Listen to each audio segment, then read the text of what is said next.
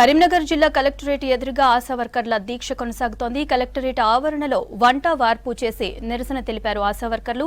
18,000 రూపాయల కనీస వేతనం ఇవ్వాలని, అదనపు పనికి అదనపు వేతనాలు చెల్లించాలని డిమాండ్ చేశారు.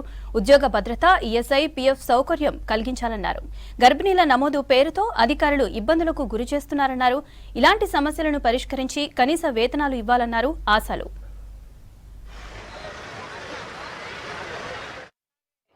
వంట వార్పు సంబంధించింది కరీంనగర్ జిల్లాలో కూడా అన్ని మండల కేంద్రాల నుంచి ఆశా వర్కర్లు నిన్నటి నుంచి ధర్నాలో పాల్గొని అట్లాగే వంట వార్పు కార్యక్రమంలో కూడా ఈరోజు పాల్గొని వంట వార్పు చేసి నిరసన తెలియజేస్తున్నాం. ఎందుకంటే నైటు ఇక్కడే టెంట్ల కింద పడుకొని ఆ ఇబ్బందులు అవన్నీ అనుభవించినాం. అట్లాగే ఈరోజు వంట వార్పు చేసి కూడా నిరసన తెలియజేస్తున్నాం.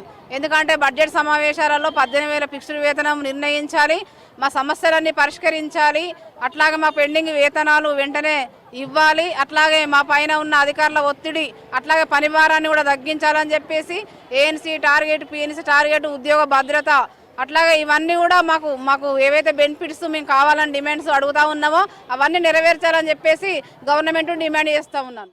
నిన్నటి నుండి జరుగుతున్న రాష్ట్ర బడ్జెట్ సమావేశాల సందర్భంగా ఆశా కార్యకర్తలకు 18,000 ఫిక్స్డ్ వేతనము, అట్లాగే ఈఎస్ఐ, పిఎఫ్, ఇన్సూరెన్స్ సౌకర్యం కల్పించాలని, అది కూడా రేవంత్ రెడ్డి ఇచ్చిన మేనిఫెస్టోలో ఇచ్చిన హామీలను నెరవేర్చాలని 18 గంటల నిరవధిక ధర్నా చేస్తూ ఉన్నారు.